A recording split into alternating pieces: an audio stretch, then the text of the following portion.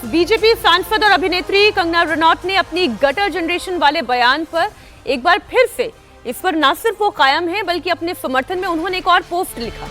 कंगना रनौत ने कहा कि समाज में अश्लीलता के लिए जगह नहीं है। उन्होंने भारतीय समाज में सिविक सेंस और सांस्कृतिक मर्यादा की आवश्यकता पर जोर दिया और कहा कि जो मर्यादा में नहीं रह सकते उन्हें कमरे तक सीमित रहना होगा।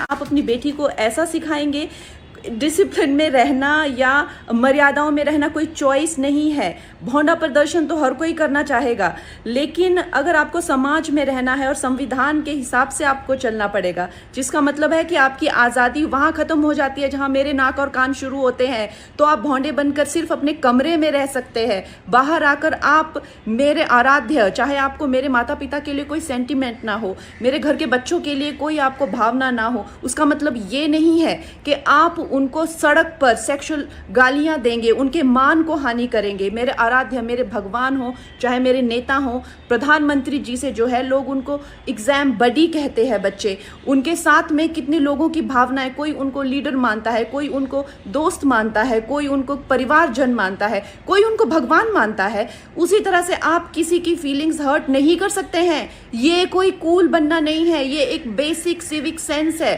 और अगर आपको ये नहीं आती है तो आपको सीखना पड़ेगा। आप ये फेमिनाजी से प्रभावित मत होइए, अपनी जिंदगी बर्बाद मत करिए। इस भौंडेपन को सिर्फ और सिर्फ आप अपने कमरे में डिस्प्ले कर सकते हैं। बाहर जाके आपको मर्यादा में रहना पड़ेगा ना, या आप वर्क प्लेस से निकाल दिए जाओगे। आप कभी भी कोई संबंध, परिवार वाले भी आपको भौंडापन नहीं झेलेंगे, तो आपके सामने एक डेड एंड के सिवाय अंधकार वाली जिंदगी हो जाएगी।